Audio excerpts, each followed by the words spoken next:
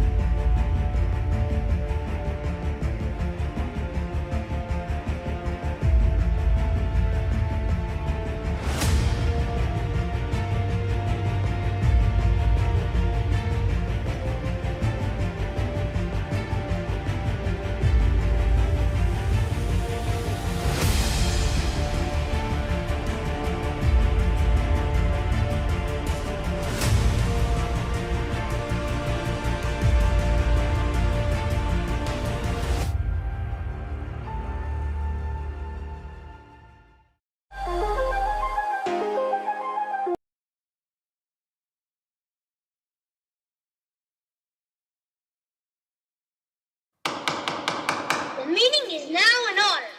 Now what do you say if we form a new club?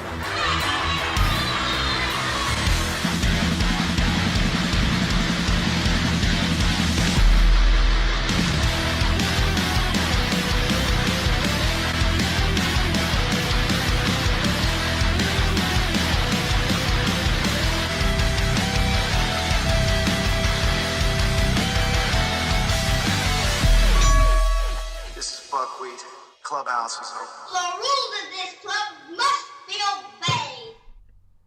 Hello everybody, how are you doing? And welcome to the He-Man Comic Makers Club. I am here with my main man, my can of spam. It's all about money, Andy Smith. We go shockingly way back, decades back, without knowing it.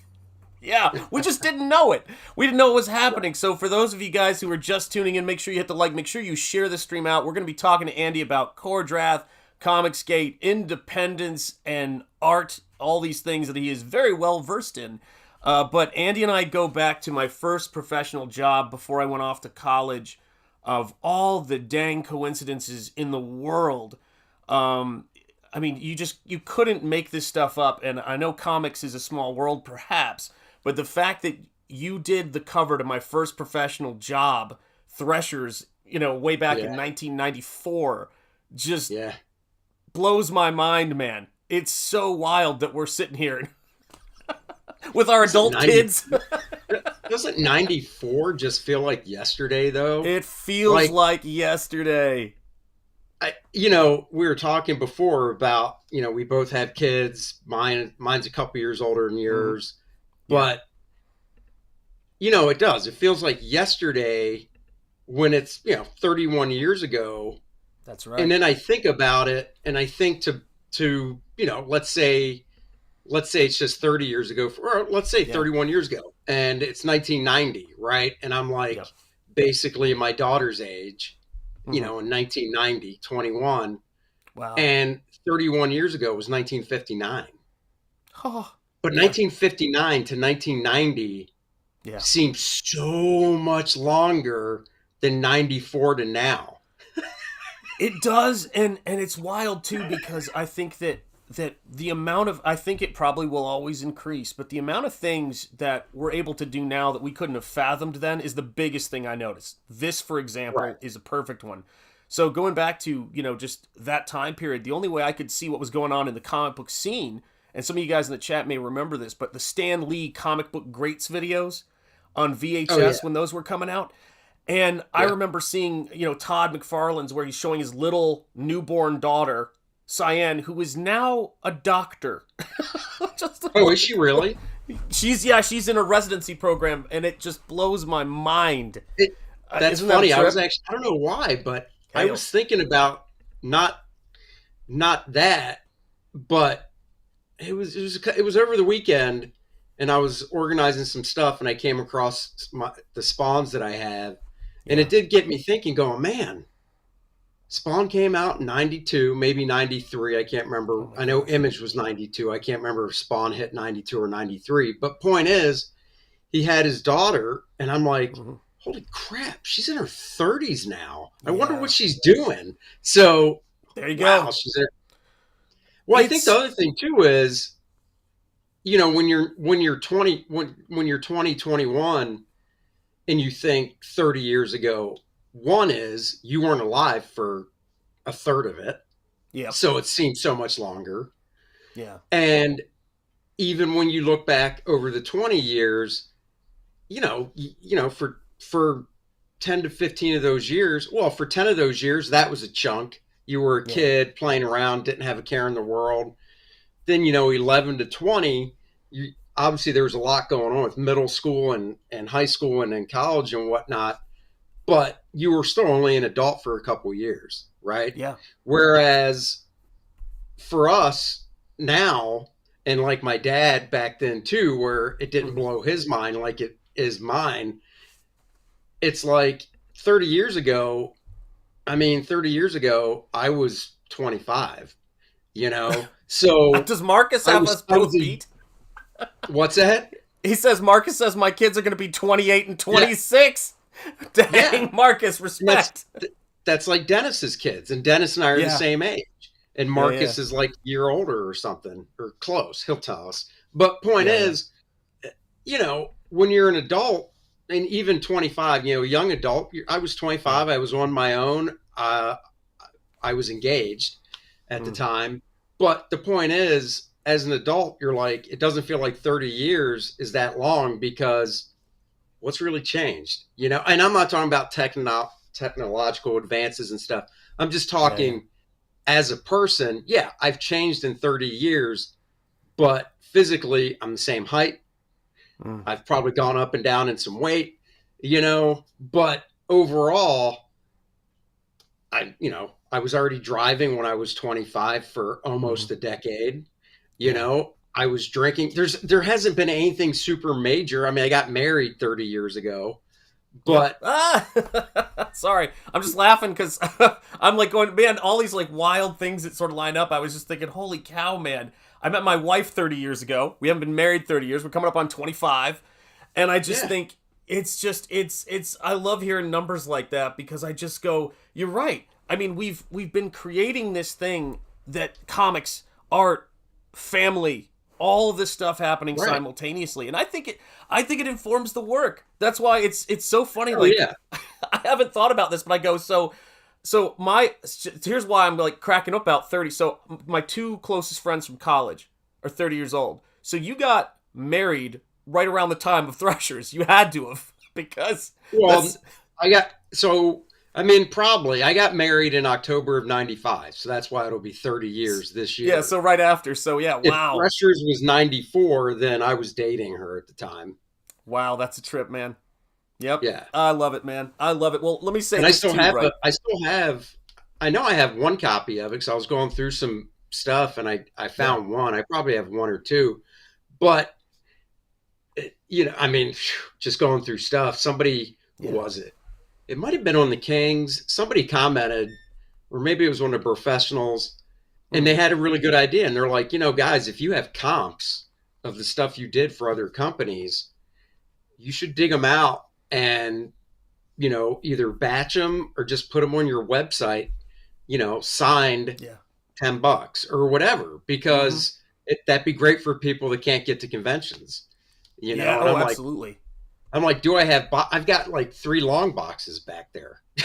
Good Lord, man. Yeah, you're better at holding on to this stuff. I've got one copy of Threshers. I don't even know where it is. I know it's here, but my office is a bit of a nightmare right now. But I was a freshman in college. I was going to pick up my mail, and a buddy of mine who's an animator, an Emmy nominated animator, we met because he was living in Chattanooga for a short spell, and he saw me with a mail from Chattanooga coming up the street. So I got that package and met one of my best friends because he saw the address and goes, "Are you that kid from Chattanooga? My mom sent me the newspaper article you're in." And I'm like, "Oh, that's what?" Cool. Oh, there's so many weird things, man. And it's like, when I think about where we are now, for a little segue right here, I'm looking at R-DRATH and I'm thinking about this stuff. And I guess the thing I was thinking about, so I don't know how many copies of this I have. I at least have 2. This is my reader copy right here. Yeah. And I was sitting here and I thought to myself, I have a bunch of your stuff in terms of your indie stuff, and you've sent me some stuff too and everything like that. And the thing I was thinking about was, when was it? Because Comicsgate's, it's sort of its own animal, right? It's an alternative mainstream. Not an alternative just to the mainstream, but it's not to say, I know we talk about this all the time, it's not the mainstream, but it's targeting that kind of audience. It's very accessible audience-wise. But there's also that element of, we're independent and we can do things that you can't do at DC or Marvel. And I'm just curious, you were already doing all sorts of different stuff and pushing the envelope in your work before. But was there a moment ever on R-DRATH when you were targeting the Comicsgate audience where you went, "Oh, I can do this now," in something that's very mainstreamed, or had that happened long before? No, not really. In R-DRATH, I don't even think the violence in R-DRATH I couldn't do, because the fantasy stuff I did before this was the Red Sonja Claw and then the Claw miniseries for DC, which is around 2009, 2010, somewhere around there. And that had people getting chopped up and whatnot. And I think the violence is probably the same level as in what I was drawing. They never said anything like, "Oh, you can't do this," because back, when I first started in comics, I think if you did blood, it basically had to be black. They couldn't color it red. Or it could be mostly 90% black and little highlights they could dab red in, but overall. But there was no way you were cutting heads off and stuff. Oh, yeah. Conan was so tame in the 80s, Yeah. But, so, the only thing in R-DRATH I did that, you can't do in the mainstream, and I get it, even though I don't think any of the mainstream stuff uses And when I say mainstream, I'm talking the superhero stuff, not like, Yeah. because I mean, DC, when they put out Vertigo, I'm sure they had sex scenes in it. And Mm-hmm. R-DRATH and that first one had one page of a sex scene, but I still did it. Put it this way, I worked for Penthouse, Mm. and Oh that yeah. stuff was not tame, whereas the one page in R-DRATH is tame compared to what I did in Penthouse. Yeah. So, um, Yeah, because so I mean, not really. I mean, I met there's Stelfreeze and the Gaijin guys around yeah, that time, the early '90s, and so they had either just finished working there or were working there and had the stuff kicking around. So I remember seeing all that stuff and all of the independent artists who were working there. I mean, it was like yourself, it was Kevin Nolan, it was Adam Hughes, it was yeah, Jason Pearson did some stuff.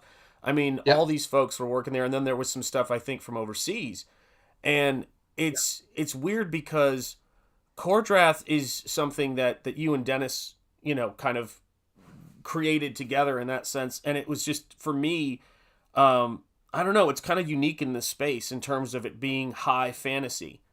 And you've done high fantasy before, obviously. You've done, I mean, shoot, I can't even get started on the stuff for Ominous because I was a big time into oh Ominous. yeah, that, yeah, Big time into Ominous. I yeah, told you this before. I love that character. I somewhere kicking around here. I have the original creator's trading card of, but when the character was named Thrasher, who became oh yeah, what's his name? oh he's Son. Wolfhound. Oh wait, no, I take No, it back. I take it back. Thrasher's the black guy with the gold. with the gold like With thing, the and he's gold like, rod, but he's a black guy with a gold chrome type. What the hell yeah, was that? I think a bird just flew into my window or something. Oh well. jeez, Well, I heard a noise and nothing fell, and there's yep, a window back there, and it wasn't like a huge thud, like it was yeah, flying super, really fast. So yeah, I don't know, but yeah, what is his name now? Oh, Sundar. I think it's that's right. Sundar. Yeah, I think it Yeah. is. It was because I remember because I have all again. They're in my my box over there. But I ordered that stuff, reordered that stuff from Ominous. But I remember going to the Ominous booth and getting that crazy perspective down poster. I had that poster. Oh I yeah, got yeah, the yeah, original tablet editions and things like yeah. that. So you've been doing. It's weird to kind of say like what's the new thing you're doing because I think you're doing the stuff that in a lot of ways that you're very well versed in. I mean, what haven't you done at this point? It's kind of wild to think about. No, I mean, well, I was going to say, I, you know, I was going to say more. I mean, I haven't really drawn horror straight Okay. up.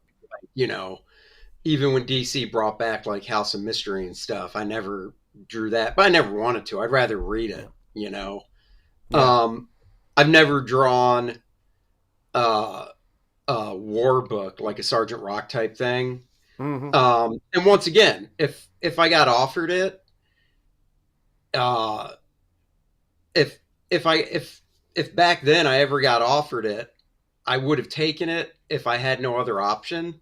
But if Mm. I had other things to choose from, I would have said no because once again, I'd rather read it than draw it. I have Yeah. no like, Billy did the Sergeant Rock book. Tucci Yeah. did that Sergeant Rock book, which is fantastic and it's gorgeous. And I'd rather look at that than draw it because I don't want Yeah. to draw the I don't want to have to worry about the correct uniforms. And if I did ever draw a book like that, Yeah. I would go the more Joe Kubert route. One, Mm. because my stuff's more organic that Mm-hmm. way anyhow, and Yeah. not as I guess I would get as accurate as like a Joe Kubert. I couldn't imagine, Billy went over to, where D-Day happened for Oh my research, and gosh. he had friends dress up in the uniforms and take pictures of them. He had replicas of the exact rifles from back then. Yeah. And I'm like, I don't even know if I would find the exact. I mean, I'm anal enough. I take it back. I am anal enough where I'd probably be like, I got to find the exact rifle. But I'm Yeah. not anal enough to where, let's say, there's something that's only on the left-hand side of it that if I accidentally drew it on the right, I'd be like, oh no, I must redraw it. I'd be like, whatever. Yeah. And then, Yeah. I somebody mean, wanted to bust my chops over it. I'd be like, yeah, you got me. I, But that's I why I would like say, I doing mean, this because there's nothing. yeah. I reference stuff as in, um, any designer will tell you, and it doesn't matter if it's architecture, it doesn't matter if it's character design, it doesn't matter what type of design you're doing. If a designer, concept artist gets a job to create something, they will create their own. I can't remember that.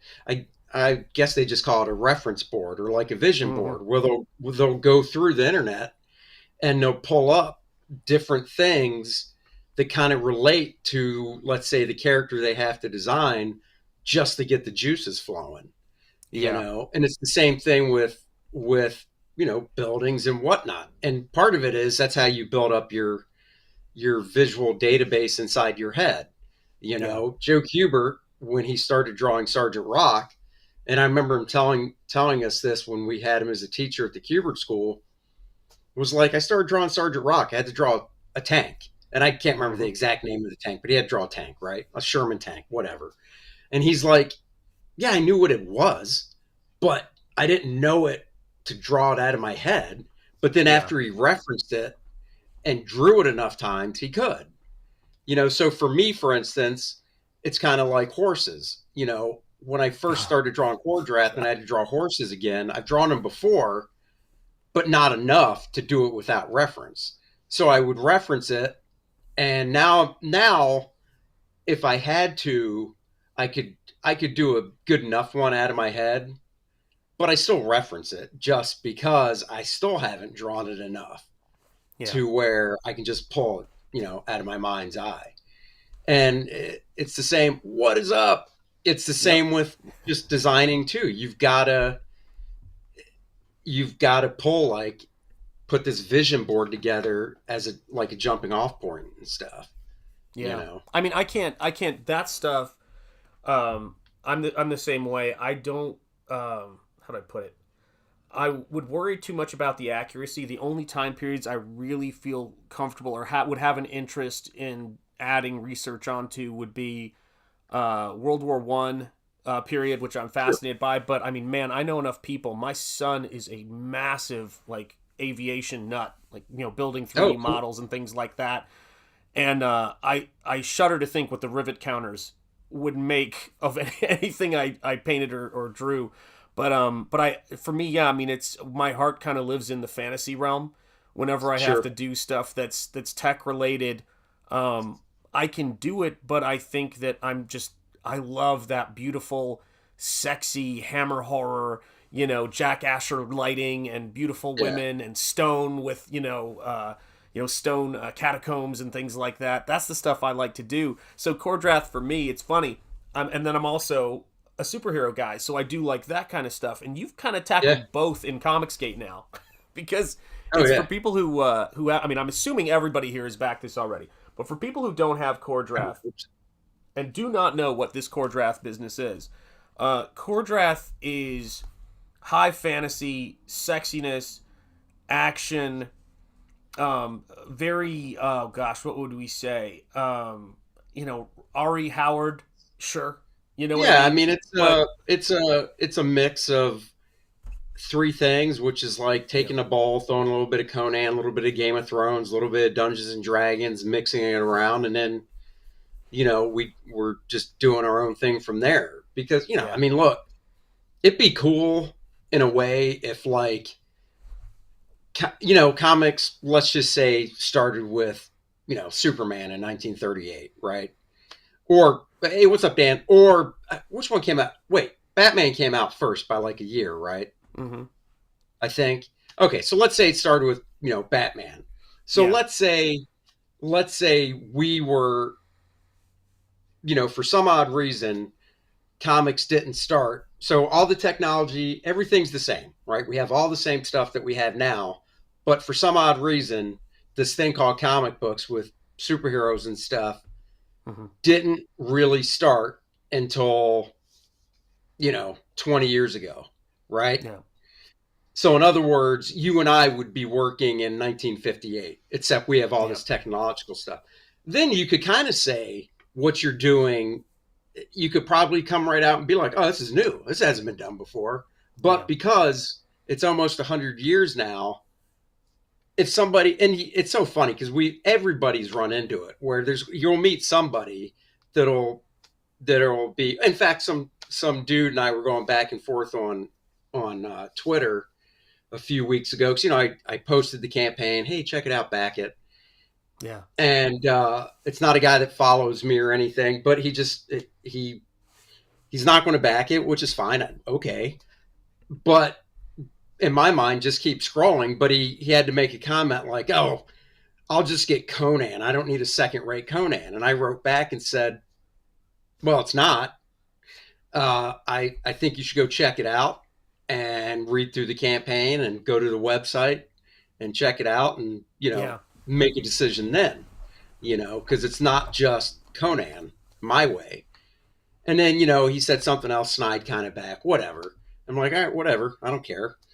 But it's like, dude, nothing under the sun is new. Yeah. Everything's kind of a derivative of something, But I think sometimes you want to try and make it as fresh and your own as possible, of course. Yeah. Well, I think sometimes things go out of fashion. Something that comes to mind is competency. And I think one of the things that we're trying to bring back is actual drawing. And I always kind of think, and by the way, you were telling me before, I didn't get the guy's name, but you were telling me before that the person who colored this cover was one of your favorite people in the whole world, but I didn't catch the name. Who was that? Oh, you said? I think it's a guy named Dan Lawless. Oh, interesting. Well, wherever you are, Dan, I hope you're hearing that. You know how much love is coming at you. But I look at this stuff and I go, I was thinking about this is when I go to pick up a comic book or when I go into my store, I remember picking up. I mean, yeah, there was Batman, there was Todd McFarlane's Spider-Man, there was Teenage Mutant Ninja Turtles, there was even the Rocketeer and all that stuff. But I remember coming upon this comic book that I just thought was just the coolest thing, which was a comic book that Tim Vigil drew early on called Grips. So this was before I remember he did Grips. Faust. Yeah, remember Grips? Yeah. And I saw this, and I went, this ink work is nuts. This is so freaking cool. And I think, what a wild thing, though, to go, yeah, first of all, it's like when people come up to me I will bring up Atlas Shrugged, and they'll go, I hate that book. And I said, first of all, you don't hate that book, because I'll bet you $1 million you haven't read it. That thing is a tome. Second of all, I have read it. You know what I mean? And with Conan, I think sometimes people just pick up an insult along the way, and then it gets repeated. Because if you know what Conan is, how do I put it? If you really love Conan and you care about Conan, there is only Conan. There is no such thing as a second-rate Conan. Does that make sense? Right. Like, I don't look like, if you're either H.P. Lovecraft or you're not, and it doesn't mean, oh well, H.P. Lovecraft is a second-rate Robert E. Howard. I mean, they were contemporaries. They didn't write anything similar. And what you're doing right now is taking place post Robert E. Howard. That's sort of where it is. That's now a part of the canon. So it's building off of that. Robert E. Howard didn't have that, so you're going to take different avenues. Not to mention that explosion in high fantasy that happened, after Lord of the Rings and all that other stuff. D&D, all that stuff that he never saw informs everything we're doing today. Those comments are always strange to me, but it is X, right? So it's just a part of the game. Yeah, and hello, everybody watching on X. Look, I don't, whatever. Yeah, exactly. That's right. Yeah. Long enough. It's not like, oh no, you're the first person to say something that you're hoping might hurt my feelings or so. I don't know. Whatever. Yeah, I know, it's weird. Yeah, move on. It's so funny. Let me say hey to the chat real quick. We got Dan Lawless here saying Dan Lawless is a knucklehead. Forgot. Dan, you're hilarious. Let's see. Apex Comics is saying hello. It's good to see you. Channel member Apex Comics. We got Marcus OG Kelligrew in the house. It's good to see you, brother. We've got Leg Kick One, another OG. Lots of people here. Headless Bourgeoisie. It is good to see you, Headless Bourgeoisie. Mighty Geek Studios channel member The Phantom. Oh yeah, baby. In 1936. The Phantom. Yeah. That's right, baby. I love the Phantom influence on Nosfero, Superman in 1938, and of course Batman in 1939. We love to see it. Okay, so Batman was 39. That's right. Yep. You know what? I always do that. Batman was Detective Comics 27, and I was thinking 37 when he came out. But yeah, Superman was first. That's what I thought. Oh, dude, I love the Phantom. I love the Phantom so much. When Graham was doing the Sunday strip, because I assume the only Phantom that comes to my mind is the purple tight guy. Yep. So I assume that's who we're talking about. Yeah. Yeah. So, when Graham was drawing him as the daily and Sunday strip, I was like, oh, I'm so jealous because, doing a comic strip in a paper is something I always wanted to do. So, oh, wow. Oh yeah. I mean, I can actually say I did check it off my bucket list in a couple ways. But yeah, I've always loved the Phantom back when I was a kid. And then so Graham was doing it, and then when Graham left it, Paul Ryan took over, and I was friends with Paul and stuff, and I was like, damn it. Yeah. And then Paul unfortunately passed away. Oh, geez. And who took it over?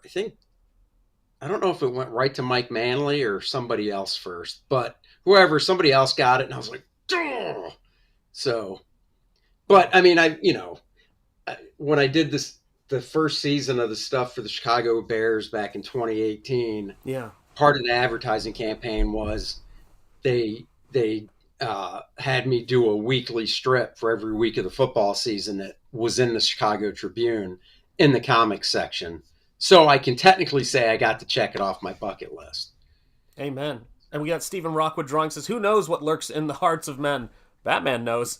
That's right, the shadow. That's right. And hail Stephen Rockwood, and hail Aviator Surge and Brian Suddenly Old. It is great to see you guys here in the house.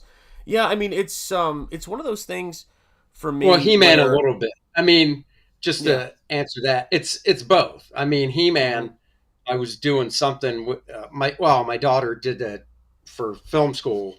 She her final assignment was a documentary, and living here, I was the subject matter. There you have it. It was just about it's called Sketching Success. It can be found on YouTube. Anyhow, and one scene that didn't make it is I was, she shot just like a still image or whatever of my original He-Man figure from 1982. So I still have it. She's like, that's from 1982. I'm like, hell yeah. That's the OG He-Man right there. And so this right here, I don't know if this is going to focus, but this trading card of Nosfero was influenced by the Battle Cat He-Man art that was on the toy box. And that art was just incredible, man. That was, because I didn't know who Frank Frazetta was. I was everywhere, but I didn't know. I was growing up in Chattanooga. We had a Walden Books. It was amazing.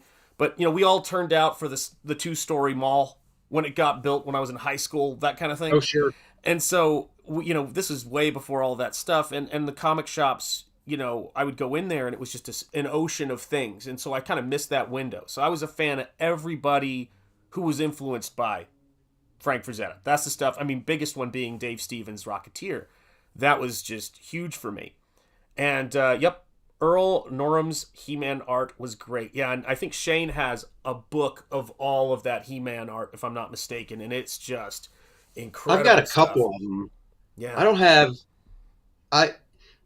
There's a few hardcovers that Dark Horse put out that I don't have, but I've got the one that collects all the mini comics and stuff. I've got... it might just be the art of He-Man, because there's one that's like the character guide, which I didn't get, because I'm like, it's kind of repetitive if you have the art of one. Yeah. So, oh yeah, I love all that stuff. Yeah, I mean, it's so funny too, because it's, when I was seeing He-Man when I was coming, I had no idea that it was influenced by, they were going to do Conan the Barbarian, then they couldn't get it done, and so they created He-Man. Yeah, and it's funny too, right? So is He-Man not its own thing? Like, it's influenced by Conan, right? So is it a second-rate Conan? It's like such a huge phenomenon that these things occupy their own space. It's I remember when I showed my students the what's it called? The Flash Gordon Larry Buster Crab opening crawl, and then showed and they were like, that's Star Wars, like Star Wars. And I was like, yeah, he wasn't trying to hide it. He was actually telling you, this is the stuff I'm into. And some people, it was a callback. Other people, it was the coolest thing they'd ever seen. Right. I mean, for me, I was 7 or 8 when Star Wars came out. And I mean, I didn't know what Flash Gordon was. So I was like, oh, that's cool. In fact, my daughter's huge Star Wars fan. Huge, right? She could open up a freaking toy store with the amount of stuff she has. And Nice. And on like one of her assignments in class too, she graduates in a week and a half. So was a video resume. Mm-hmm. And the opening to her resume, and her teacher, actually congratulated her on it and stuff because he thought it was, different. As in, not a lot of people open their video resume this way. But it starts off with that Star Wars text fading in, but it's, Courtney Smith and blah, blah, blah, blah, blah, blah, blah. And you're reading it. And I'll have to mention it to her about the Flash Gordon. I guarantee she has no idea whatsoever. That's awesome, though. I love that stuff. She also has no idea about the other. I can't remember the film, but I know George Lucas was really inspired by. Hidden Fortress. Which one? Hidden Fortress with Akira Kurosawa.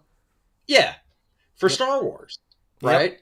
With the whites and the dissolves. You just hear the name and you hear Kurosawa, you're like, it's two totally different things. But then if you actually watch them, you can see similarities in shots and stuff like that, And but once again, if you don't know that, it's all new to you.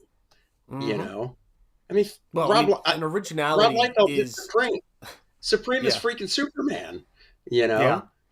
And then when Alan Moore wrote it, he did but Alan Moore's take on some of the Supreme stuff when he wrote it was like Golden Age Superman stuff. Yeah. It was great. Yeah, I mean, it's an interesting thing because that was one of the things that probably, besides the fact that people liked to take my classes when I was teaching college because they actually taught skills. Revolutionary in an art school, right?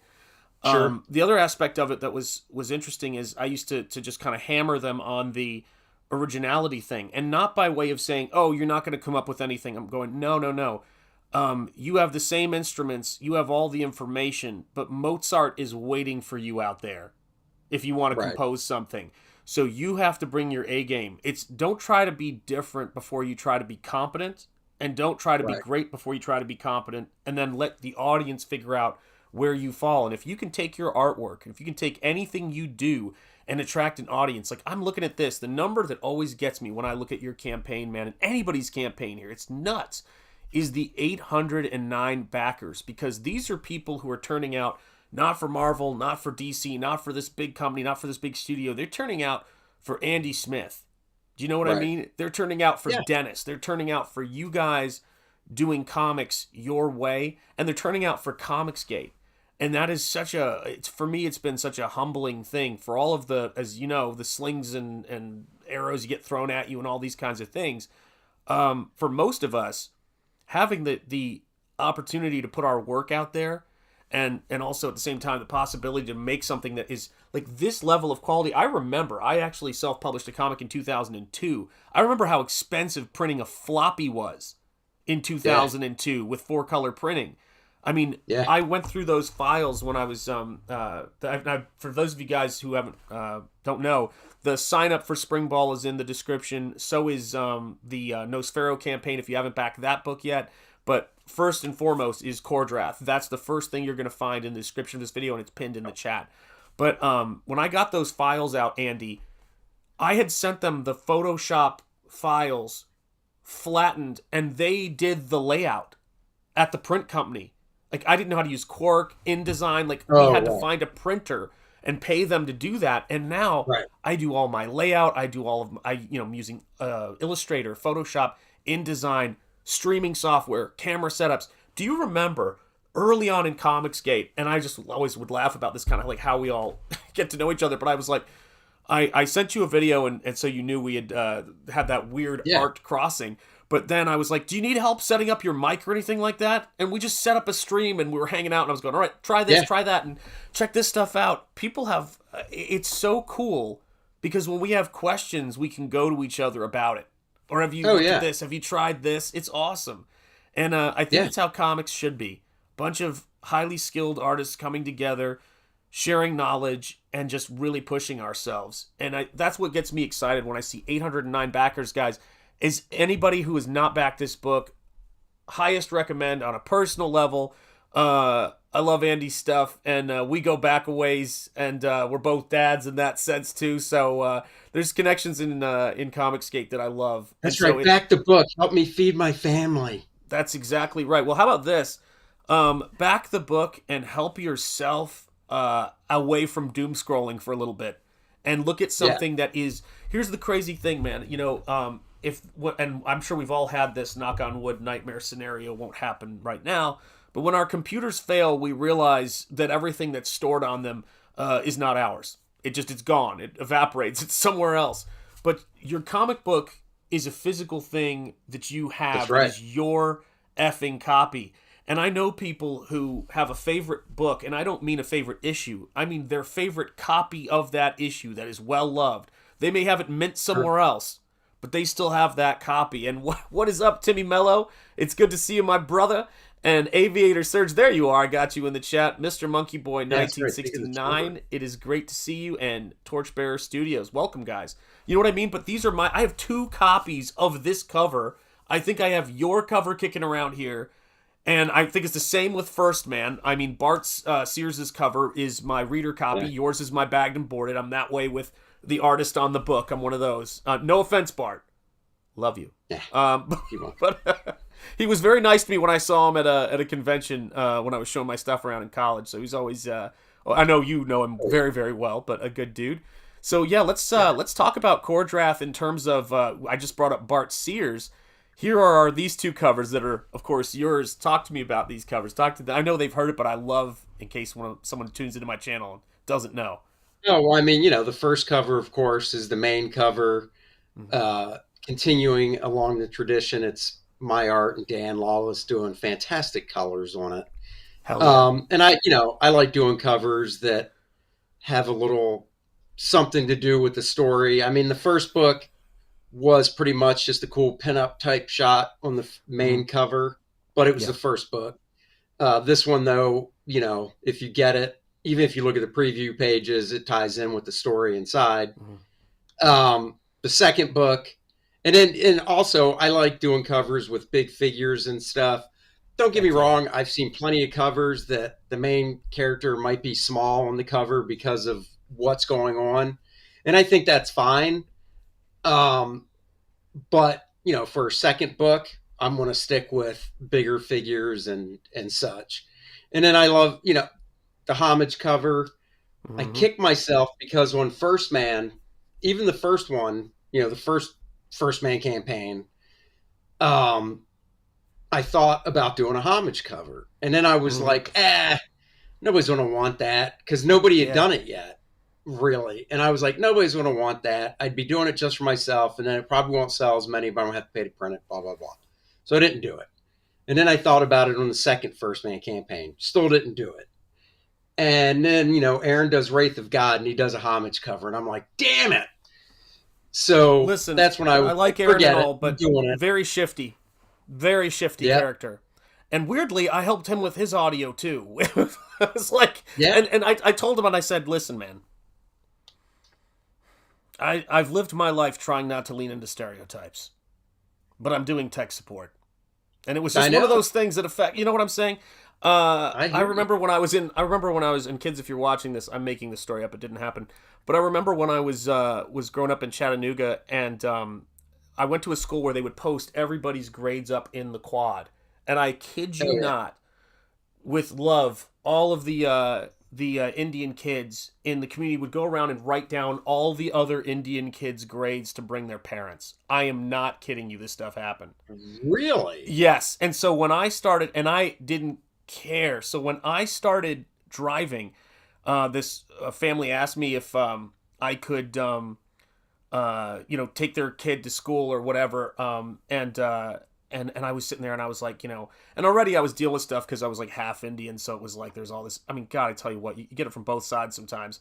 But it was so funny because I remember I took a cigarette out and I like lit it, started smoking it. And I went, go tell your parents about this. I'm not playing this game. I looked over at the kid and I go, I'm going to have a girlfriend and a prom date. That's why I'm here. I was like, peace. There you go. Get your A+. Let me know how that ages, man. It's going to age like yogurt. But yeah, so you were saying that when Aaron Lopresti stole your idea, I believe it was. Terrible. Yeah, totally. Terrible. So yeah, guys, we had a question too for you. I probably mentioned it on a phone call or off a stream, and he was probably like, "That's a great idea." He's always listening. So for the homage cover, I did it, on the first book, which was Homage in Conan #1. And then for this one, Dennis and I were like, all right, got to figure out the homage cover. And I was like, well, let me run through the Conans and see if anything pops out. And #2 just worked, which was great because it's #2 and this is volume 2.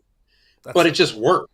So, I mean, yeah, there were other covers. I mean, there's so many Conan covers I would love to do my own take on with R-DRATH, but #2 just worked. And I was like, that's got to be it. So there it is. And so we've got... And then we were always going to have Bud Root back to do another cover. Handy, any surprise for closeout? Should I wait before I place my second order? I need the Dan Lawless print. No surprises. We just got to get it to 60 to unlock the Dan Lawless print of the Bart Sears cover for the game module cover by Bart and Dan. That's the print if we hit 60, and we printed them because, I mean, that's the thing. We're so close that if we don't hit it before the closeout on that night, knock on wood, we'll hit it. And I didn't want to be like the next day, great, I got to send something to the printer. So we just went ahead and printed it. So, well, we just hit another backer there. Thank you. 810. If you're in the chat watching this and you have backed the book, please let us know. I'd like to send out cheerleaders. I do have a cheerleader video I play when somebody backs a book. So let us know who you are so I can personalize it for... Oh, I backed the homage cover. Just now? Marcus, was that you? Just now? Or are you just saying he backed it previously? I can't remember. Let us know if you backed it. There you go. Or was it Aviator Surge? I don't know. So Aviator Surge saying, got me cover C, Bud and Dan, and E. Rini cover. Let me know who it is in the chat if you were the 810th backer. We would like to celebrate you, so please let us know. Yeah, I mean, this is the thing that was wild for me. One of the coolest things I think I've ever seen anybody do in a Comicsgate book, and it was crazy. So you get through this story. Andy, I thought... oh, gosh, I missed this. Hang on a second. Andy, I thought you or Dennis were going to demo the module. Did this occur? It has not occurred. I'd love to see it. There we go. So Dennis is the game master. I know it's dungeon master, but I say game because I've barely done any role-playing game. Yeah. So it's really on him to figure out how to do it. Because, I mean, I know how we could do it, which is obviously me, Dennis, grab a couple other friends from town, set up a table in here, and then just, do a wide shot with the camera. I know we could do that. But I think people want to see almost like a multi-stream thing like this with people in other areas, like the Bros or Kings, whatever, on video doing it. And I think if it's that way, I think that's the sticking point because you got to roll dice, blah, blah, blah. But maybe I'll just talk to Dennis and be like, hey, let's call in. Like, I think we probably only need either one other person or maybe I know for a fact we could play it with 3 people. Dennis would be the dungeon master and then myself and somebody else. But to make it funner, get maybe 3 other people. And then, I could just set a table up in here. So I'll get on it with them and we'll do that. Mm-hmm. We'll have to do that one night or one afternoon. And then I'll just have my iPad up so I can monitor the chat and stuff. And heck yeah, Stephen Rockwood saying that he was backer 516. And by the way, Aviator Sir says, we want to see your cool dice. I hope he means in terms of the role-playing. Marcus saying, I backed the first day. Well, listen, we still have another backer here, so I got to play this real quick. We do cheerleaders here when there's something happening, so here you guys go.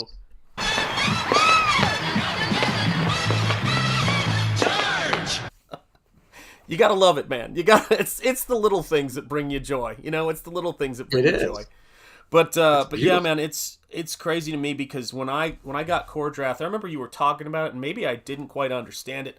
I think it was I think Dan might have been the person telling me about it because he goes, I'm doing some covers, and he goes, and then I'm doing a bonus story in the book. There's going to be a bonus story, and then on top of that, You've got, of course, the pinup and the poster back there. Oh, gosh, I got to make myself larger here. Hang on a quick second here.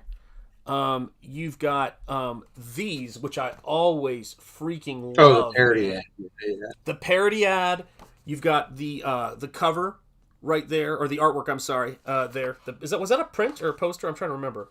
No, that's the last page of that 4-page story. And that's what I was going to talk about. Yeah, this 4-page sequentials by Bud Root, who I don't think has done sequentials in a while. So this feels almost like a Conan magazine when you get this thing, man. I love it. Honestly, stories for Bud, yeah. I don't think he's drawn sequentials. I'm going to see him this weekend. I don't think he's done sequentials in probably over a decade. So. Man. Well, you did that. Doing that was really cool because for me, it just seemed like when you get through the main story, and for those of you guys who read it, you know how it ends, and then you get to this bonus story, and then you get the ad in the back. It brings back this kind of this love of the art form, love of comics, and it just put a huge smile on my face to read that book. And I know I know you love comics, obviously, just like I do, and it's a big part of it is those, are those memories that we have. But I remember getting to that and just thinking, just the quality of the print job, the accessibility of getting this stuff. I don't know, man. I feel as though whenever I get books like this, that we watch these things come together on stream and we get to know the creators. I mean, it is a 365-day a year, 24-hour-a-day, all over the world convention that's going. And it was really crazy that from, all the wild and twisty roads that we've both taken through parenthood, through moves, through education, through professional jobs and concept art and comics and whatever else we've done, for us to end up in Comicsgate and just run into each other is just like, it's definitely up there with, it's not as good, but Dan Lawless having delivered newspapers to my house when I was a kid because he lived in the same neighborhood is the scariest info. Like, that was the weirdest. I don't know if any of you have seen that stream, but I was doing a stream and Dan How to Draw Comics, Dan Lawless says, I can stop right now if you'd like. Yeah, that's so terrifying. But it's one of those things to where I was on stream and I was saying, I grew up outside of Detroit for a while, and Dan goes, we're outside of Detroit, and I was like, what? We're in Michigan, and I said outside of Detroit. He goes, we're outside of Detroit, and I go, Grosse Pointe Woods, and he's like, really? Where in Grosse Pointe Woods? I mean, I'm thinking he's pulling my leg, man. So I actually gave him the home address, which I think was 2228 Hampton Road. And he goes, oh, man, I used to live over on this street. And we started talking about local establishments. He goes, I think I delivered newspapers to your house. I remember that was on my paper route. And I went, I'm out, man. This is officially, Comicsgate's gotten too real. It's gotten too creepy, crazy. Man. It's nuts. One, because, I mean, I know Dan's older. You're younger than me. Mm-hmm. Yeah. I don't know about Dan's much, older though, than... I don't. I'm 48, gonna be 49. You'll be 49, you said? Yeah. Mm-hmm. Yeah, and Dan is, I mean, he said it on stream, so I don't care. Dan, I think he said, is 59 right now. So, yeah, I mean, he could have been delivering papers when you were just a little 10-year-old or 5-year-old or something like that. You never know. You might have repressed memories of being outside, getting hit with the paper and crying, and then the paper boy going, take that, you little bastard. And it was Dan. This isn't medical advice. Okay, so nobody attempt this isn't stunt advice. And I don't think they make these anymore. I think they were outlawed. But this was the early 80s. And in the early 80s, we had this thing we would do. Do you remember those flat garage doors that would seal like that? Yeah, I was maybe 5 or 6, I think. And what the older kids were doing is they were getting on the top of it, then pushing it and sliding between the thing down. And I didn't weigh enough. And they put me up there and just kind of guessed it and slammed the door up. And I just was thinking, that could have been an interesting time to go. So, Dan wouldn't probably rate if he threw a newspaper at me. I mean, I was like the kid walking into the road going, what's that honking sound? God help me. Like, I'm here for the grace of God. But it's it is an amazing thing, like all those bizarre connections that we have. You know, Dan angrily knocking on your door, where's my money? Now that I would find hilarious. Dan I want my $2. Yep. See, he's My 59. my brother Doesn't look anything near it. I know, right? God damn. I mean, I'm telling you what, fountain of youth, man. My brother, from another mother, who was one of the colorists with like Mark Chiarello and a bunch of other guys on The Shadow 1941. I don't know if you remember that hardcover that came out. Yeah. My brother Nick Janeshag was one of the colorists on it, and I love that book because I was in everything Kaluta and Dave Stevens. And so him and I have been friends now for 20 something years, but he's an oil painter. He does all this amazing stuff. Oh, that's and when cool. I found out he did the work on that book, I was like, he had thought that book was, junk, like, because he felt like he didn't do a good job. Not the book was bad. He's friends with Mike Kaluta, loves the book, but he goes, I didn't do a very good job. And so I think the hardcover's over there. He did a gouache painting for me in it. But he went and circled every page he colored. And then there's his name, Nick. So wait, is that in the day of, was it computer or was that Blue Line? He was painted. Oh, that's old. That's Blue Line. Yeah, painted. He was painted, man. And I'm telling you, so he thought this wasn't a big deal.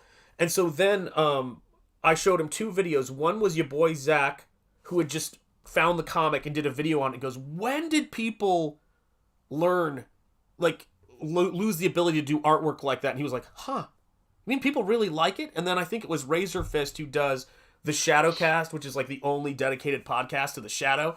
And he goes, this was the comic that got me into the Shadow. And I just showed these to him. And I was like, dude, you were just living in New York. You have no sense of reality. You were hanging out with Kaluta and Bernie Wrights and all those guys were around. You don't know what normal is. Like, that wasn't the baseline. That was crazy to be hanging out with those guys.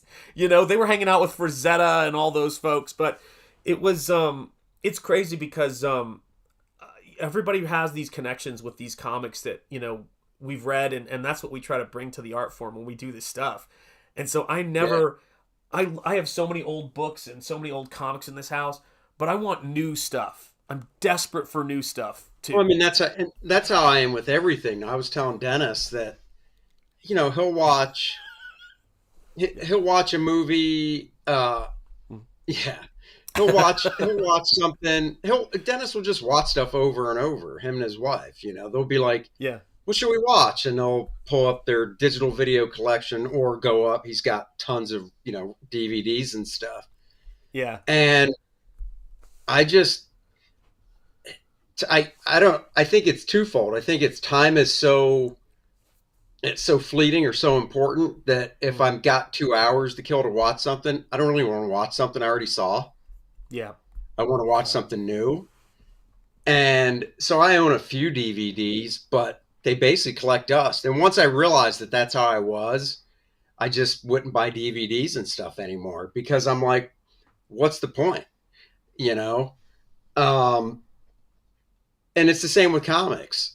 Yeah. Every now and then when I'm out at a convention and I buy comics, obviously I buy stuff I don't have. I mean, there are a few books I'll buy to have multiples of just because I love them so much.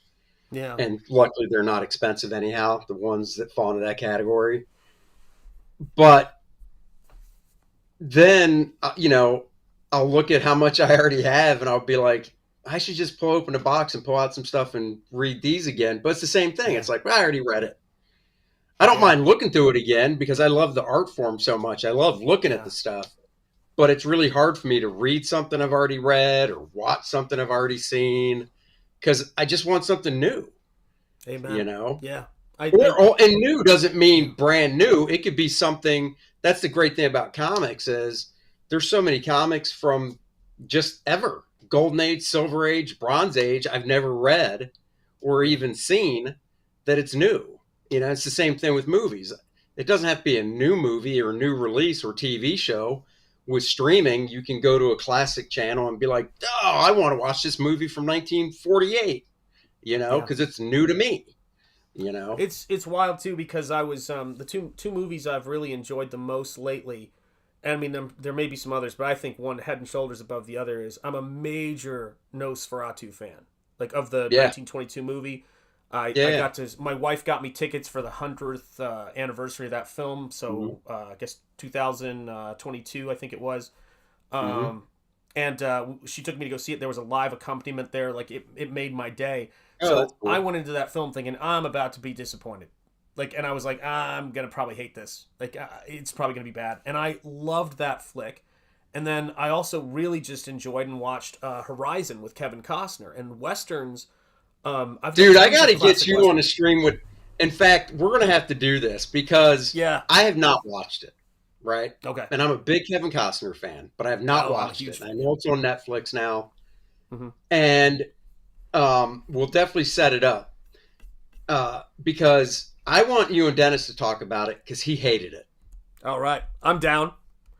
Hated it. That's why I have not watched it. Because him and I generally agree on, like, we do our movie review once a week on Fridays from the movie we see on Thursdays. And generally, you know, we always rate it. For those that don't know, we rate it on a scale of, it's like a CGC rating. So from a 0.5 to a 10.0. Sure. And most of the time we're within 0.5 or 1 point of each other. There's only been a couple times where it's been like a 3 or 4 point swing between us on a movie. But when he talked about Horizon, that's cool. This is a painting. This is how big of a Kevin Costner fan I am. This is a painting I did on canvas, a huge painting on canvas for Open Range, which is one of my favorite Kevin Costner movies ever. It's such a great flick. And the thing that was, it had a great cast. Bobby Duvall was in it, you know, and just did some great stuff. And I'm just one of those people to where I love Westerns, and Open Range. It was a similar thing. Like, it's a movie that really takes its time, and if I were to give, I wouldn't say give a word of advice, because I knew he wanted it on the big screen. Like, I know Costner wanted that on the big screen. It really is built like a series, like a streaming series, in terms of it's like Horizon? A big show. Yeah, I mean, once it gets to 4 parts, like, I love it. But the problem is, you might not see any more of it because how bad it is. That's right. And it was all his money. So, you know, if it does, you know, I think he's even said in interviews he wants to try and finish it, but you just don't know. That was a great painting. Was that oil or acrylic? Acrylic, yeah. I'm using heavy body acrylics, and then I just kind of, like, you know, use water and do washes and stuff like that. And but I will tell you that same thing with Nosferatu. I can get why anybody doesn't like any film. It's not their cup of tea. Weirdly, right? We're like that here. It's strange. Right. Well, welcome to Comic Skate. We can disagree safely here. I'm trying to think of the one movie we really disagreed on. It was within the past 4 or 5 months. And he just loved it.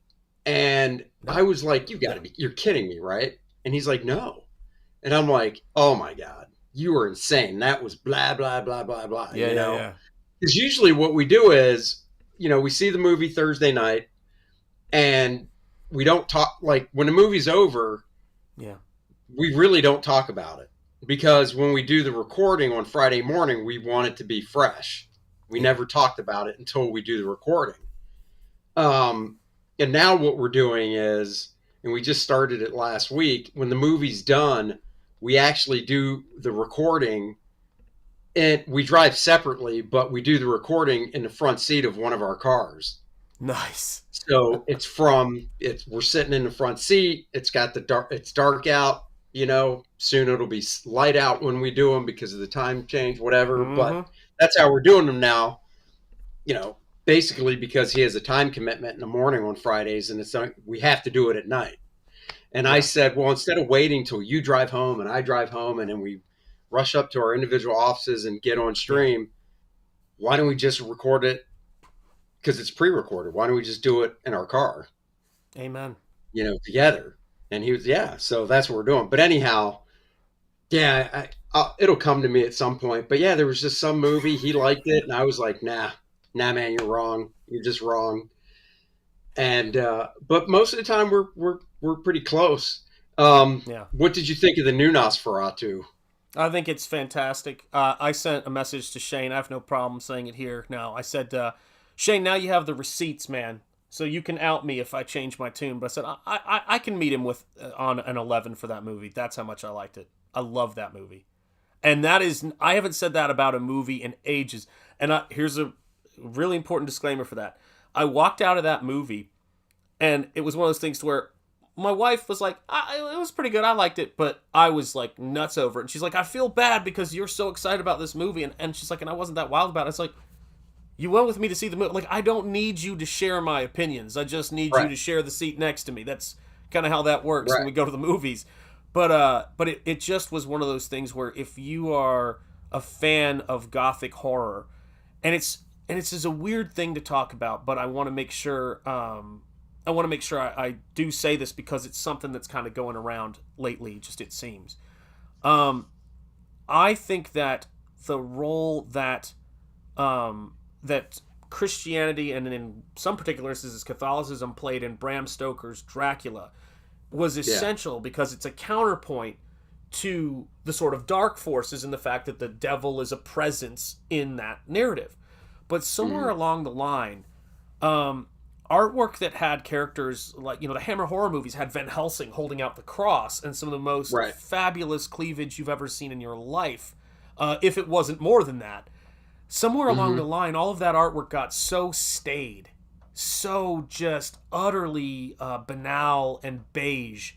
And that's the thing that frustrates me about it, because it's not gritty.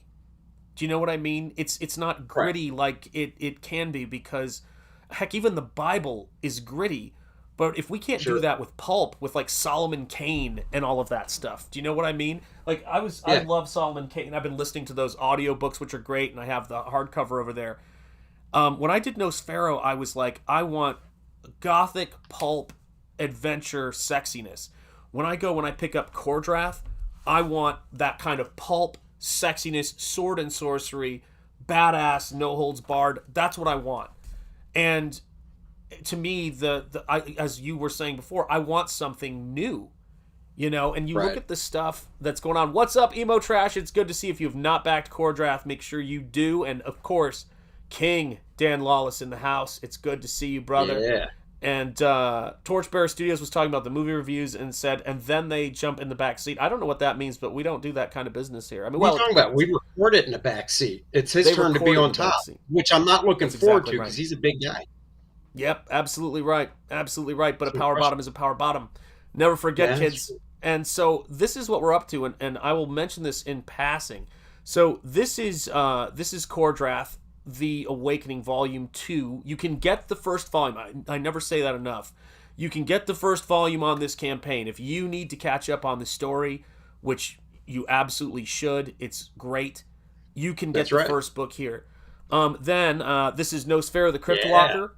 It's got the art and second edition of the book here, and it is beautiful. We just hit 205 backers. My goodness.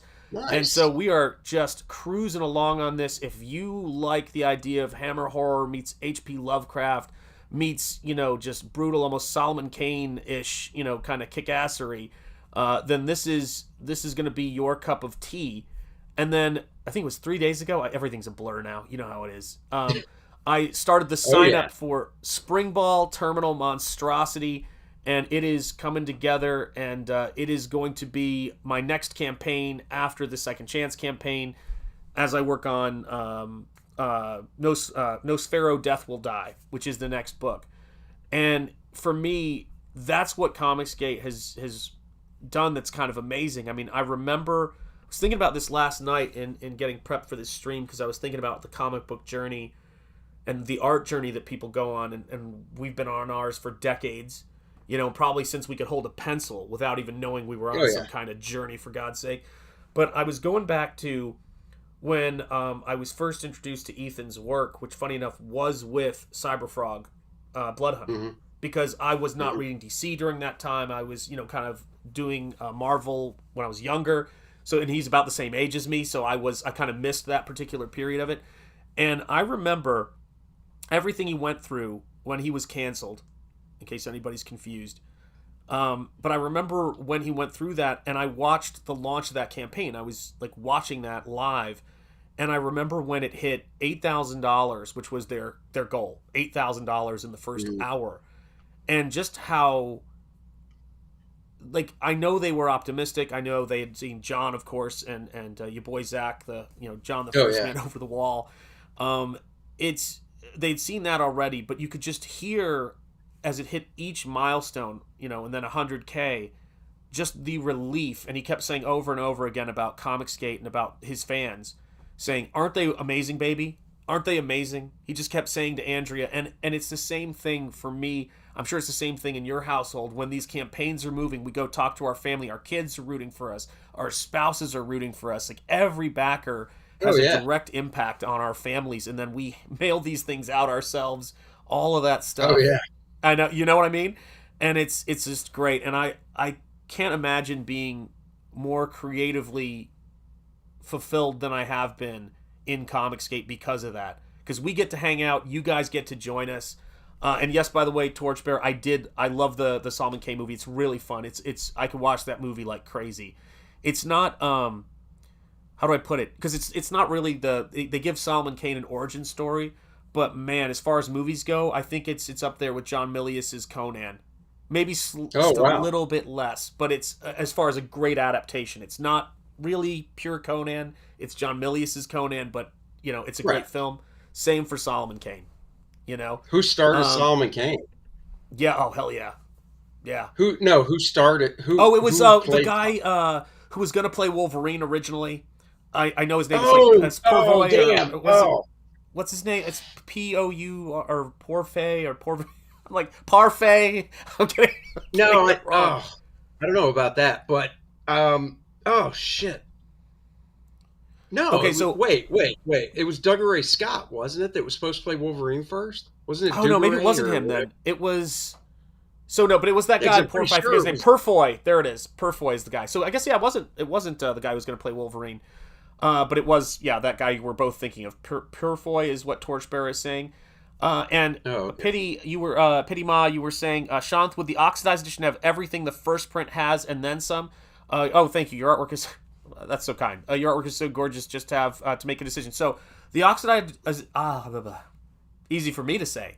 The oxidized edition has everything story-wise in the first issue, so it's got the lettering on it. It is going to have new bonus features that show a look at book 2. So the bonus features are different, and it also has an additional double-page spread in it. So it's got different bonus features, a brand new painting, and all of the story pages and everything from the first book. So it's a great place to jump on, and thank you for your support. James Purfoy is the name. Torchbearer's got us. Thank you, brother. Appreciate it. Appreciate it so much, man. I'm sure I'd recognize him if I saw him. Name sounds familiar, but if I never... Yeah, he looks like Hugh Jackman is the best way I could describe it. I mean, he legit sort of has that look. And it was just a really... It's strange. It's... people who were fans of the novels know that he was doing a lot of mix and match with Robert E. Howard with Conan, but the vibe of it, if you're a Conan fan, it's got a nice... You're like, that Arnold's Conan. And this had that kind of vibe to it, where you go, well, the origin story, I don't know how I feel about that, but it captures the feel of Solomon Kane, and really nicely done too. Really good flick. So yeah, man, it's craziness. Oh Lord! So is there anything else, by the way, you want to plug before we wrap up here? Because I know you got shows, and I'm sure. I mean, just go back. R-DRATH: The Awakening, 64 pages. Badass ball-busting barbarian action. If you read the first one, you know how it ends. R-DRATH and Adriana are back. The story picks up pretty much right where it left off. They have to save the Shattered Reach from the evils of Vordoom, the Undying Necronite, and, of course, Lilith, the sexy succubus in the book. And, more action, more adventure, more mysteries unfold in this one. As the story moves along. So if you like the stuff we've been talking about, Conan, Game of Thrones, Dungeons and Dragons, you'll dig it. If you do like Dungeons and Dragons, there is a role-playing game module that Dennis wrote. He is a plug my web store. Well, there's R-DRATH.com, which has a store all R-DRATH, and then there's AndySmithArt.com, which is everything else. So I mean, if you like this type of stuff, go get it. Yes, there's another parody ad, Dan. You know that.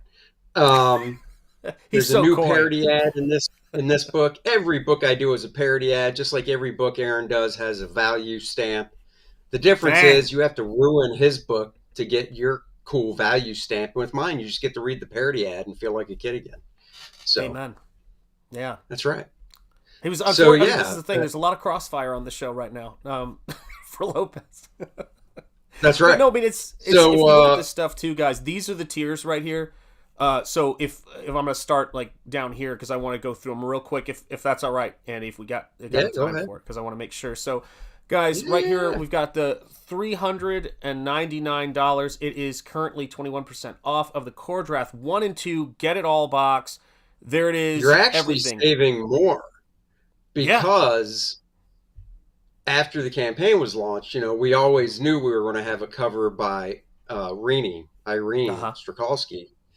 And we got it, after the campaign was already going. But so the people that got the boxes got the stuff. We said, we're throwing in her cover into every box.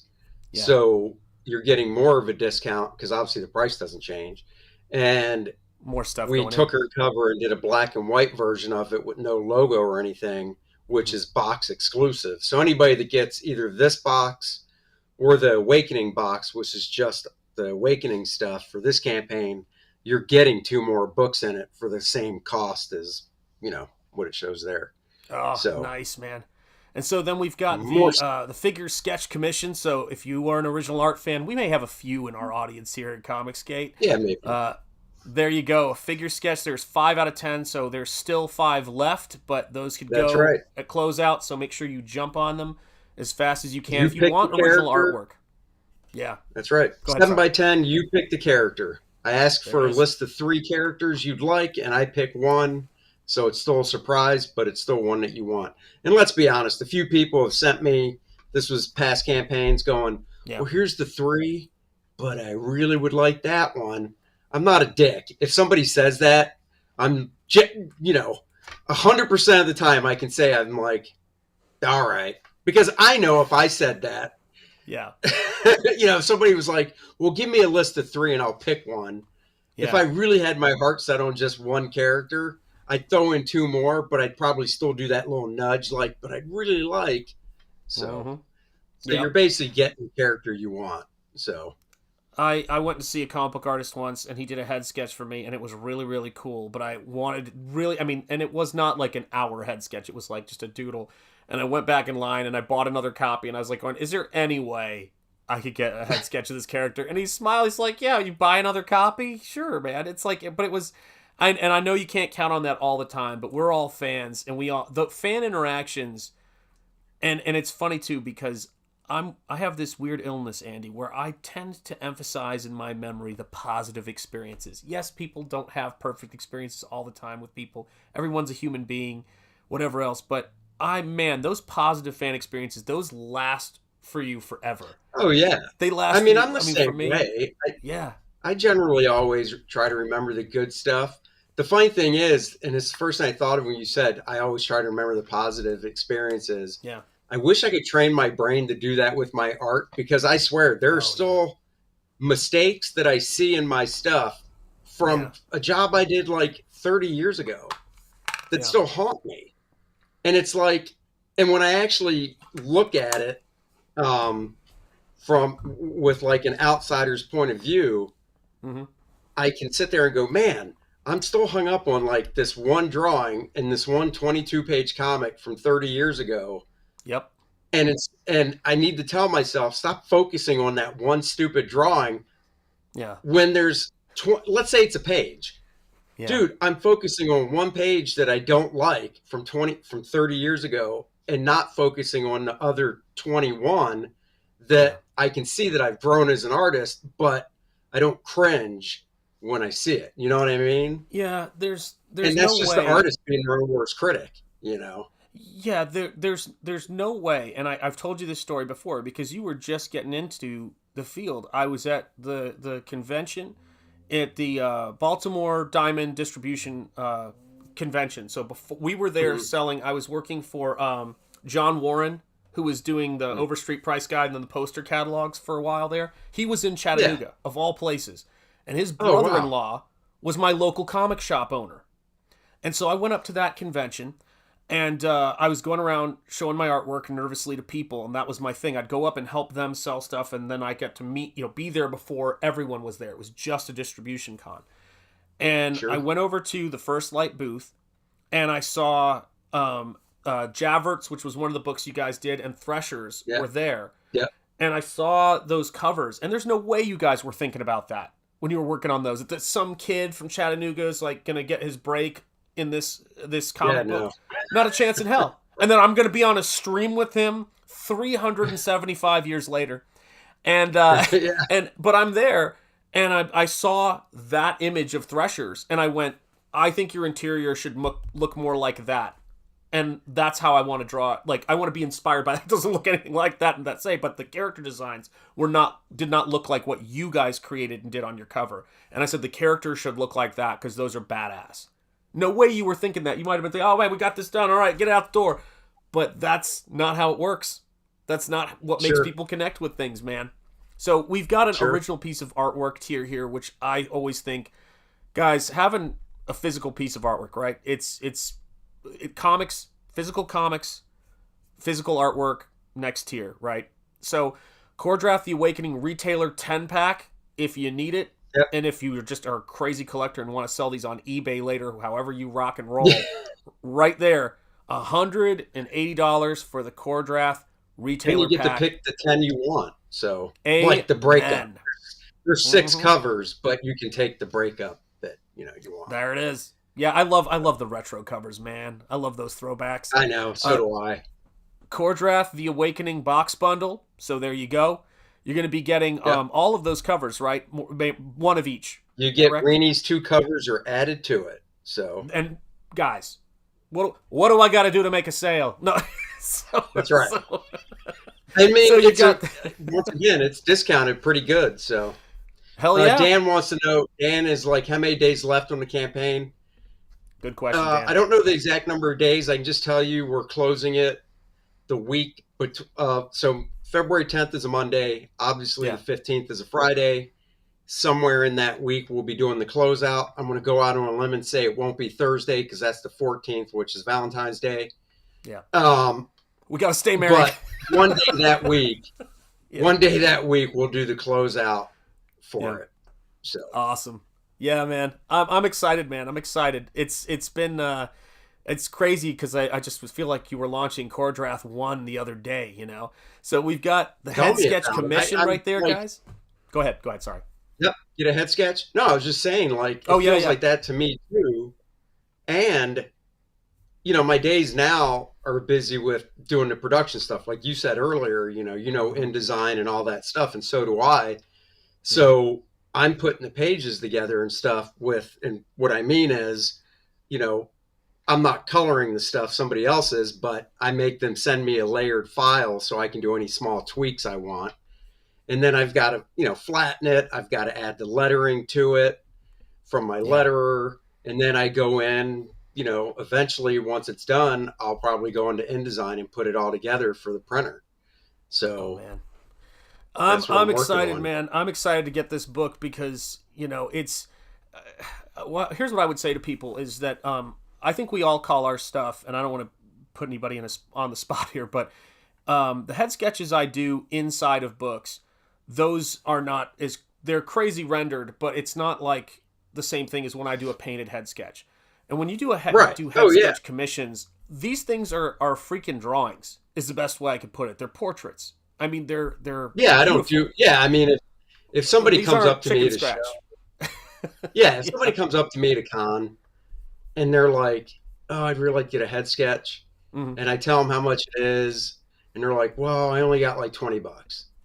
I usually tell them, "Well, I'll do you something, but it's not going to look like the example because you're only giving me $20." And they're fine with it, because I'd rather do that than say no. And then they don't get anything, you know. Added Dennis and I. Dennis is the heartless one, not me. Yeah. So there it is. Dennis is heartless. I think we've covered Aaron. I don't want to go any further into that. It's just it's been an intense show. It's been tense. So we've got the oh my goodness, there you have it right there. So let's talk about this. Yeah, just get it. People are into the CB. So I use CBCS, not CGC. Mm-hmm. They're both the same reputation and stuff. Mm-hmm. I know people personally at CBCS, and yeah, if you want one that's graded and stuff, I can't guarantee a 9.8, but I can guarantee it'll be above a 9.4. And honestly, the ones we did from the first campaign, the lowest we got is a 9.6, and we got a couple 9.8s, and then we even got a 9.9, which I didn't even know was a thing. Wow. So, well, I will. if you back it, it'll take a little longer because once it gets back to us from the printer, I got to send it to them. But yeah, Well, I will send some love Aaron Lepresti's way, because I don't know if you saw it, but I watched that stream where he had gotten a graded comic book in the mail on eBay, and it was just beat to pieces. Like, it was packed in like a paper envelope. The plastic was broken, and I was like going, why would you do that? It was graded? Yeah, it was a graded comic. It was on a slab. I didn't see. I saw a stream he did where I didn't see that one, but I saw a stream he did where he was opening up a Silver Age book, but it wasn't slabbed, so it was just bag and backing board. But the guy did a shitty ass packing job, and it got thrashed. And I was like, oh my god, that would drive me. Oh, well, I don't know, man. And Timmy Mello, amen. Yeah, I will tell you that the thing that gets me about that kind of stuff is one of the reasons why I like omnibus over issues is because, particularly of certain books, is that I'm always worried that this book has been traveling through history. Then it comes to my house. So the idea of having one of those books and then just chucking it into a tiny envelope and going, go get destroyed is just sickening to me, man. It's tough. But anyway, I don't. Aaron's a more trusting soul. I collect old stuff too, but I generally buy them at conventions and not through eBay. eBay stuff is usually $5-10 stuff. So if it shows up and it's the guy didn't pack it well, I'm not going to be asking for a refund. So yeah. I'm sorry, Eric Weathers of all things just sent me a text, and I had to get back to him on it. Work related, cool. But no, it's yeah. So we've got that. We've got the T-shirts, which self-explanatory, beautiful artwork on both of them. We've got Bud Roots and those. The new Adriana shirt. I just got an email earlier today from the shirt guy, and earlier than expected, they're in the mail. So awesome. Once we get those, we can actually mail them out because shirts get mailed separately. So. Oh yeah, you don't want to. You mean you don't throw them in with your graded comic books and then put that in a wet envelope and ship it to customers? Oh, no. Shirts and you're using St. Clair, who does great stuff. It looks like so. Oh yeah, excellent. Of course. Yep. And so there's the the Bud Root poster right there. The poster, like Bud 2 different sizes available. Characters. That's the larger size. So. And then, of course, we've got this T-shirt. Let me go back to smaller T-shirts. Yep. Smaller T-shirts, and then where are the? Let me see if I can find this. And then, of course, we have the cover, R-DRATH Volume 2, cover E. We've got the black and white edition for you guys who are art nerds like myself. The Bud Root. Yep, whole book in black and white.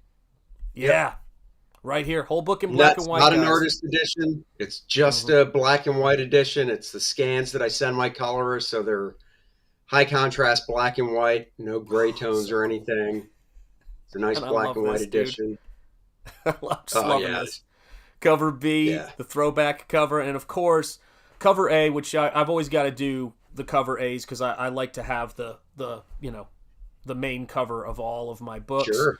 And then there's the smaller poster, the 24x16. So if you don't have as much wall space, you can still get that great poster of those two characters. Beautiful coloring job by Dan Lawless and artwork by Bud Root. Right. And so here, if you love these characters from the story, there they are as a poster. And of course, there is a digital edition right there for $20. And so again, I know a lot of you guys like the hard copies, but if you're like me, and sometimes you want to have it where you can read it on your computer, there you go. It is possible. Oh, I love this. The hat, the beanie. And then we've got a few of those left. So those are limited quantity because we're not going back to print or anything. So there you go. Game module demo incoming. Demo, that's right. And then, guys, buy them Of course, a beer. you can buy some beer, and then once fulfillment. Actually, I don't think it was when fulfillment was complete, was it? I don't remember last year. It's either basically when we start doing fulfillment or maybe when it's complete. Anyhow, we take our phone, we go set up a live stream at a local brewery and drink the beer and order pizza and stuff. So God bless, man. Oh, and speaking of pizza, that's a great segue too as well. Guys, tonight is going to be a brand new episode at 10 o'clock Eastern Standard Time of Pizza Live. It's going to be the 1920 Dr. Jekyll and Mr. Hyde, and I have some music that I got that's not going to get us into any annoying trouble. It was that's really cool for it, cool mood music, and then I'm going to do a really cool effect where it looks like it's being projected in the Pizza Live zombie hideout. So you guys are going to enjoy the show tonight. So if you have never seen a Pizza Live, make sure you're subscribed to this channel. Make sure you're ready for that.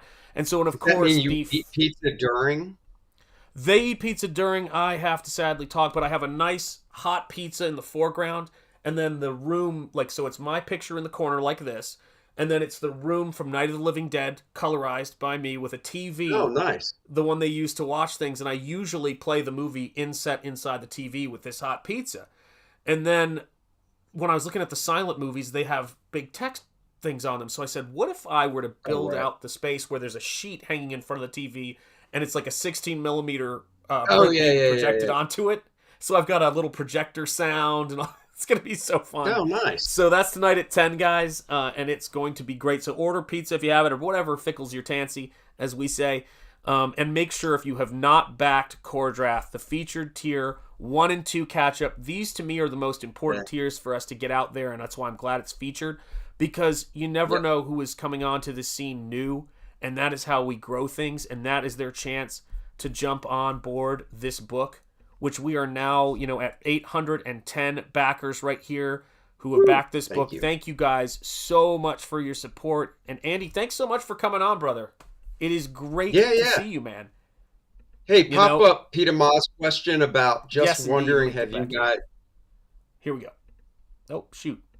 There we go. Oh, above it. Yeah. So just wondering, have you guys heard of the Orlando? Yeah, I have actually. It just happened this past weekend.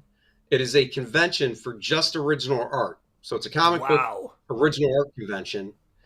I haven't gone. This was its second year, but this year was obviously bigger than last year because obviously it did well enough. So I know a bunch of guys that did go, and I still have to ask them if there were I would imagine that they, it's a convention. They want to, you make money from dealers. So I would assume there's probably some comic book dealers, but it is an original art convention. So a lot of the big original art dealers obviously set up there. If you're an artist and you go, it's generally to sell your art and stuff. Even though I don't sell interior pages, I've got enough other stuff that I could easily. So I'm thinking about looking into it next year. So, yeah, I think someone mentioned to us we went down to Orlando after the kids graduated from high school. We took them to Universal for the first time, and I think our bus driver, because there's so many people who love comics, and the shuttle bus driver for Universal was talking to us about it, I think. But I've always got a reason to go down there because one of my kids is in school in that area, so it might be something to look into. But and it's an easy place to fly to from anywhere, which is great. It's like Vegas. It's like you can get there like that. So, but dude, thank you so much for coming on, man. Yeah, man. And stick around so I can thank you properly, guys. And as I always like to say, from the heart of Lovecraft Country and the birthplace of American religious liberty, my name is Shanth Enjeti. This is Shanth Enjeti Art with the great Andy Smith, my brother from another mother, artist of R-DRATH, and just co-creator of that amazing book. So go check it out, guys. The link is in the description. And I'm going to close a little bit differently today with my personal credo, which is give nihilism no quarter, guys. Go out there and kick ass. And now, for all my channel members, here are your names in the credits. Take care, and Andy, I'll see you on the other side. All right.